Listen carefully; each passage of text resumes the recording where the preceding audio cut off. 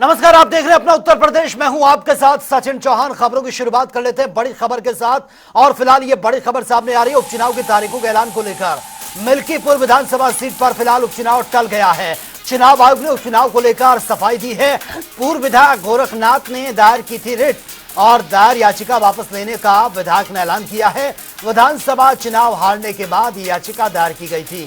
2022 में अवधेश प्रसाद के चुनाव में जीत पर यह रिट दी गई थी। अब सीट पर चुनाव का ऐलान आयोग कर सकता है। तो फिलहाल ये बड़ी खबर से आपको अपडेट करा रहे हैं। आपको बता दें कि आज चुनाव आयोग की तरफ से तारीखों का ऐलान किया गया है, जहां पर उत्तर प्रदेश की 9 सीटों पर जो बाय इलेक्शन होने हैं उसको लेकर तारीखों का ऐलान कर दिया गया। लेकिन फिलहाल जो बड़ी खबर इस वक्त सामने आ रही है, पूर्व विधायक गोरखनाथ ने जो रिट दायर की थी और दायर याचिका वापस लेने का विधायक ने ऐलान किया। और विधानसभा चुनाव हारने के बाद ये याचिका दायर की गई थी। अवधेश प्रसाद के चुनाव में जीत पर यह रिट दायर की गई थी और अब सीट पर चुनाव का ऐलान आयोग कर सकता है। इस सीट पर मिल्कीपुर विधानसभा सीट का जो उपचुनाव है फिलहाल वो टला हुआ है। अब तक इसको लेकर कोई डेट डिक्लेयर नहीं हुई है। आज इलेक्शन कमीशन ने महाराष्ट्र और झारखंड विधानसभा इलेक्शन और उत्तर प्रदेश में उपचुनाव की घोषणा की। हालांकि मिल्कीपुर विधानसभा की घोषणा इस वजह से नहीं की गई क्योंकि वहां पे मेरे द्वारा एक याचिका फाइल की गई election petition Lucknow high court में। मेरे क्लाइंट गोरखनाथ जो वहां से विधायक भी रह चुके हैं और इलेक्शन पिटीशन हमने गोरखनाथ के द्वारा फाइल की थी, जिसमें हमने ये मांग की थी कि जो अवधेश प्रसाद जी जो अब सांसद बन चुके हैं उनके द्वारा जो एफिडेविट फाइल किया गया था इलेक्शन कमीशन के पास, रिटर्निंग ऑफिसर के पास, वो बिल्कुल फॉर्ज है, फैब्रिकेटेड है। क्योंकि जो नोटरी उन्होंने कराई थी ये मेरी याचिका है Gorakhnath versus Awadhesh Prasad Lucknow high court में। इसमें जो नोटरी कराई गई थी, जो राकेश कुमार श्रीवास्तव जो अधिवक्ता, ऐसा दिखाया गया कि इनसे नोटरी कराई गई थी, उन अधिवक्ता महोदय का जब हमने आरटीआई लगाकर पता किया तो उन अधिवक्ता महोदय की नोटरी, ये देखिए यहाँ पे अगर आप पढ़ेंगे तो उन अधिवक्ता महोदय की नोटरी एक्सपायर हो चुकी थी 2011 में, जबकि 2022 के जब चुनाव हुए थे उस इलेक्शन में इसी अधिवक्ता द्वारा नोटरी कराई गई थी। उसको हमने चैलेंज किया था, जिसमें माननीय न्यायालय ने संज्ञान लेते हुए नोटिस जारी किया था। इसमें सुनवाई चल रही है। हालांकि बीच में जब लोकसभा चुनाव हुए तो वो सांसद चुन लिए गए और इसलिए हमने भी याचिका को बहुत ज़्यादा प्रेस नहीं किया क्योंकि ऑलरेडी वो इन्फ्लेक्चुअस हो गई थी। लेकिन चूंकि मामला पेंडिंग है, मामले में माननीय न्यायालय संज्ञान ले चुका है, इसलिए आज चुनाव का जब घोषणा हुई तो मिल्कीपुर विधानसभा में घोषणा नहीं हुई। हालांकि हम 1-2 दिन में इसमें पिटीशन को विड्रॉ करेंगे और विड्रॉ करके उसके बाद इलेक्शन कमीशन को भी इन्फॉर्म कर देंगे। और दूसरी बात जो मैं देख रहा हूँ सोशल मीडिया पे कि बहुत सारे लोग इस बात को बहुत गलत तरीके से कर रहे हैं कि मिल्कीपुर से बीजेपी डर गई इसलिए वहाँ पे अनाउंस नहीं हुए।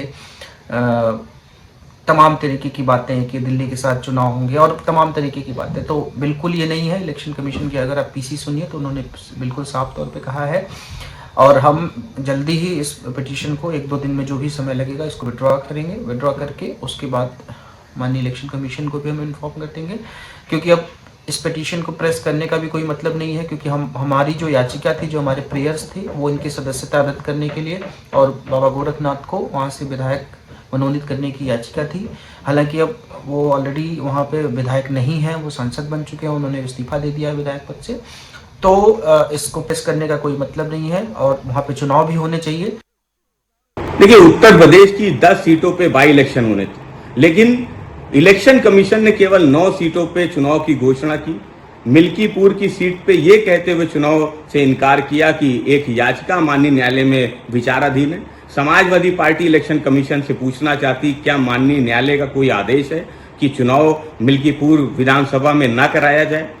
समाजवादी पार्टी चुनाव आयोग से एक बात और पूछना चाहती है कि कानपुर की जिस सीट पे बाई इलेक्शन हो रहा है उस सीट को लेकर इरफान सोलंकी की याचिका भी माननीय न्यायालय में विचाराधीन है। उस सीट पे इलेक्शन चुनाव आयोग फिर क्यों करा रहा है?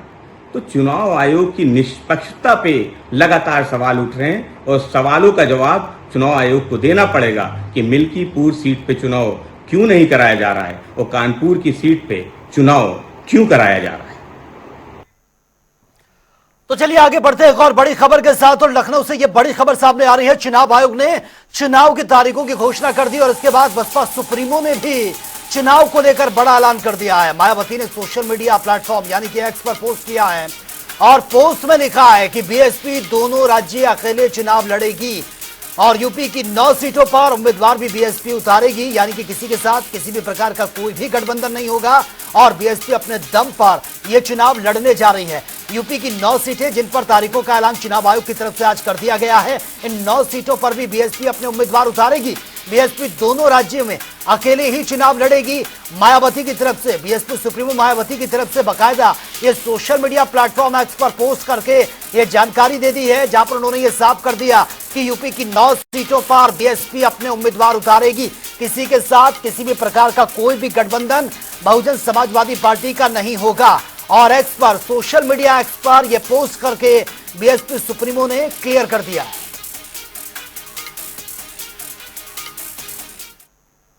चलिए आगे बढ़ते हैं। राष्ट्रीय लोकदल के प्रदेश अध्यक्ष रामाशीष राय श्रीवास्तव पहुंचे हैं, जहां पर जिला अध्यक्ष की अगुवाई में कार्यकर्ताओं ने उनका भव्य स्वागत किया। पार्टी कार्यकर्ताओं ने सम्मेलन का आयोजन किया था और साथ ही प्रेस कॉन्फ्रेंस के दौरान बताया कि रालोद पार्टी किसानों की हितैषी है और पार्टी के मुखिया यानी कि जयंत चौधरी किसानों, गरीबों और वंचितों के साथ हमेशा से खड़े रहे हैं। राष्ट्रीय लोकदल अपने संगठन की समीक्षा भी कर रहा है और संगठन को बूथ स्तर तक कैसे हम पहुंचाएं, इसकी रणनीति बनाने के लिए कार्यकर्ताओं की बैठकों का क्रम जारी है पूरे प्रदेश में। उसी क्रम में कल बहराइच रहे, आज श्रावस्ती में हूँ, कल बलरामपुर जाना है। तो आज हम लोगों ने जिले के हमारे जिला अध्यक्ष श्री राजकुमार ओझा के नेतृत्व में एक बड़ी बैठक हुई है और उस बैठक में हम लोगों ने पार्टी के रीति नीति और कार्यक्रमों पर चर्चा किया और पार्टी के संगठन को सुदृढ़ बनाने के संदर्भ में रणनीति बनाया है, कार्यक्रम तय किया है, चर्चा की। बहराइच में जो हिंसा हुई है अध्यक्ष जी, उसका जिम्मेदार कौन है? और उत्तर प्रदेश के भदोही एक्सपो मार्ट में देश के 47वें 4 दिवसीय अंतर्राष्ट्रीय कालीन मेले का आयोजन यहां पर किया गया है और केंद्रीय टेक्सटाइल्स मिनिस्टर गिरिराज सिंह ने फीता काटकर और दीप प्रज्वलित करके इसका शुभारंभ किया है। वहीं भदोही में तीसरी बार आयोजित हो रहा कालीन एक्सपो आगामी 18 अक्टूबर तक चलेगा। और आपको बता दें कि फेयर में भदोही है, मिर्जापुर, आगरा समेत देश के अलग अलग जगहों से आकर करीब 265 कालीन निर्यातक कंपनियों ने अपने उत्पाद की प्रदर्शनी यहां पर लगाई है। और वहीं कार्यक्रम में पहुंचे केंद्रीय मंत्री ने लोगों को संबोधित भी किया है। के जमाने में तो थोड़ा खाली हो गया था परिस्थिति, लेकिन राहुल गांधी ये जो पिछली दस था और अभी 700 अरब के पार हो गया। ये राहुल जी को इटली से पैसा आपने नहीं जमा किया है फॉरेन से। ये योगी मोदी जैसे योजनाओं को ला करके 19 लाख करोड़ का केवल एक्सपोर्ट था, उन्हें कुछ दिखाई ही नहीं देता। जो दिखाई देता वो कहते मैं ही तो इसका शुरुआत किया था। अरे आप तो केवल शुरुआत किए थे आदमियों की हत्या करना पिताजी से, आप काम कहां देना सीखा। आज भारत में जो कह रहे थे कुलदीप जी, एक जमाना था कि फॉरेन एक्सचेंज, विदेशी मुद्रा हमारे पास, यही राहुल गांधी। आगामी त्योहारों को लेकर रेलवे विभाग ने यात्रियों की सुविधाओं के लिए तैयारियां शुरू कर दी हैं, जिसके चलते रेलवे विभाग ने 94 एक्स्ट्रा ट्रेनें चलाएंगे। और अब बात अगर करें रेगुलर ट्रेनों की, तो उनमें से एक्स्ट्रा ट्रेनों में 100 कोच लगाए जाएंगे। और इसी के चलते तमाम जानकारी को लेकर जनता टीवी ने पूर्वोत्तर रेलवे के डीआरएम आदित्य कुमार से खास बातचीत भी की है। ये बातचीत एक बार देख लेते हैं। त्योहारों का सीजन है और लगातार लोगों आने जाने की दिक्कतें होती रहती हैं। इसको लेकर के रेलवे ने पूरी कमर कस ली है और एक्स्ट्रा ट्रेनों के साथ साथ एक्स्ट्रा कोच भी लगाए जाएंगे। हमारे साथ पूर्वोत्तर रेलवे के DRM आदित्य कुमार जी हैं। मैं उनसे जानूँ दिवाली में क्या व्यवस्था है सर। तो इस त्योहारों के रश को देखते हुए हमने 94 एक्स्ट्रा स्पेशल ट्रेनें चला रहे हैं, जिसमें से 43 ट्रेनें जो हैं वो लखनऊ डिवीज़न से ही शुरुआत होंगी या ओरिजिनेटिंग टर्मिनेटिंग है। 53 ट्रेनें और हैं जो पासिंग थ्रू ट्रेनें हैं हमारी। इसके अतिरिक्त एक्स्ट्रा कोचेज़ हैं करीब जो एग्जिस्टिंग ट्रेन में 100 से अधिक एक्स्ट्रा कोचेज़ हम लगा रहे हैं। यात्रियों को सुविधा के लिए एक्स्ट्रा काउंटर लगे हुए हैं, टिकटिंग काउंटर। हर टिकटिंग काउंटर पे हमने QR कोड लगा रखा है जिससे उनको कैशलेस ट्रांजैक्शन करा सकें और टिकट वितरण में ज़्यादा समय ना लगे। उसके अलावा टिकट चेकिंग स्टाफ में हमने बढ़ोतरी की है। RPF का जो डिप्लॉयमेंट है वो भी हमने अभी बढ़ाया है, जिससे यात्रियों को कहीं तकलीफ ना हो और जो भीड़ है वो एक संतुलित ढंग से ट्रेन पे जा सके। सर अभी जो है जो एक्स्ट्रा ट्रेनें चलती हैं तो इनके स्वाभाविक स्पेशल ट्रेनों में थोड़ा दिक्कतें आती हैं, लेकिन इस बार आपने बताया कि हाँ जो है दिक्कतें नहीं होंगी। तो कोई मॉनिटरिंग के लिए इसकी सेल भी बनाई गई है? मॉनिटरिंग के लिए हमारी एक वॉर रूम है जो 24/7 चालू रहेगी, जिसमें हमारे हर विभाग के अफसर एवं सुपरवाइज़र रहेंगे और वो हर तरह की जो यात्री सुविधा है उसको देखेंगे। तो किसी भी प्रकार की कंप्लेन आई, चाहे वो रेल मदद पे आती है चाहे किसी और माध्यम से आए, उस पर त्वरित कार्रवाई की जाएगी। तो कुल मिला के ये जो वॉर रूम का कॉन्सेप्ट है ये 24/7 24/7 चालू रहेगी और हर तरह का कोई भी समस्या है उसके निवारण के लिए ये त्वरित कार्रवाई करेगी। गोमती नगर स्टेशन जो आपका लगातार मतलब वर्ल्ड क्लास स्टेशन बन गया है, अब तैयारी यहाँ कुछ ट्रेनें बढ़ाने का प्रस्ताव था, उन पर कहाँ तक पहुँचा है? गोमती नगर में ऑलरेडी जब से ये नई स्टेशन बिल्डिंग बनी है, एक तो वंदे भारत हमने शुरू ऑलरेडी हो चुकी है। वंदे भारत जो देहरादून के लिए जाती है, गोमती नगर से जाती है। एक पटना से, अच्छा नहीं पटना वाली तो इधर है, और प्लस एक गोड्डा के लिए ट्रेन है साप्ताहिक ट्रेन, वो भी गोमती नगर से जाती है। गोमती नगर से एक भोपाल के लिए वंदे भारत का भी प्रस्ताव है और प्लस जो कुछ ट्रेनें हैं जो पुरी के लिए हैं और नॉर्थ और वेस्ट, ये 2-3 ट्रेनें हैं जो हमने ऑलरेडी प्रपोज कर रखी हैं। Thank you. तो DRM आदित्य कुमार जिनका सीधे से कहना है कि लखनऊ गोमती नगर से जल्द और ट्रेनें शुरू की जाएंगी। उनका प्रस्ताव रेलवे बोर्ड भेजा गया है, रेलवे बोर्ड से अनुमति मिलते ही ट्रेनें चालू हो जाएंगी। दूसरी तरफ दिवाली में जो है एक्स्ट्रा ट्रेनें चलेंगी और जो इसके सब लोगों की ट्रेनों की मॉनिटरिंग होगी और इस बार जो स्पेशल ट्रेनें समय से चलाई जाएंगी। कैमरा पर्सन DR के साथ TN जनता TV लखनऊ। और वे राष्ट्रीय शोषित समाज पार्टी के राष्ट्रीय अध्यक्ष स्वामी प्रसाद मौर्य पहुंचे हैं, जहां पर उन्होंने दलित युवक की अमन की मौत के मामले में मृतक के परिजनों से मुलाकात की है। सरकार से पीड़ित परिवार को आर्थिक सहायता देने की बात कही है, जिसको लेकर जनता टीवी ने खास बातचीत भी की है। ये बातचीत एक बार देख लेते हैं। मौर्य जी अमन के घर पे पहुंचे हैं। सर, उत्तर प्रदेश में 10 सीटों पे चुनाव होने थे, 9 सीटों पे तारीखों का ऐलान हो गया है, लेकिन मिल्कीपुर जो सबसे हॉट सीट थी उस पर अभी डेट नहीं आई है। मिल्कीपुर चुनाव की घोषणा शेष 9 विधानसभा क्षेत्रों के साथ न होना, ये भाजपा सरकार के डर का द्योतक। जिस तरीके से अयोध्या पार्लियामेंट में भारतीय जनता पार्टी को मुंह की खानी पड़ी, बुरी तरह पराजय का मुंह देखना पड़ा, उसको देखते हुए आज भी उनको इस बात का डर सता रहा है कहीं मिल्कीपुर विधानसभा में भी अयोध्या लोकसभा जैसा परिणाम न हो। इसलिए शेष 9 विधानसभा क्षेत्रों के साथ इसकी चुनावी घोषणा नहीं की गई है। हमको लगता है निर्वाचन आयोग सरकार की खुशी और नाखुशी को ध्यान में रखते हुए चुनावी स्पष्टीकरण जारी करती है।